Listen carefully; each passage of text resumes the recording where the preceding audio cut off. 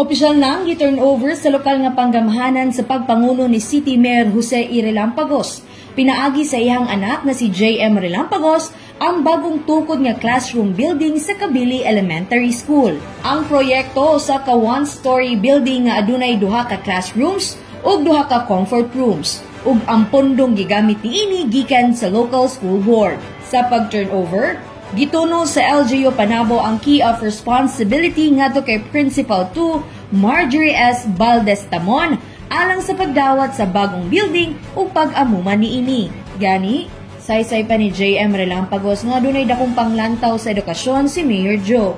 Nga kung adunay kinahanglan ang DepEd Panabo o daycare center sa syudad, kanunay niya kining suportaan aron makabenepisyo ang mga kabataan ug ang mosunod nga henerasyon. Atol sa programa, kitambungan kini ni Quezon Barangay Captain Honorable Basimio Tuling ug mga konsihal sa barangay, mga personahe sa City Engineering Office ug mga magtutudlo sa Kabili Elementary School. Kauban sa kamera si Michelle Gentiles ug Aljun Castilla.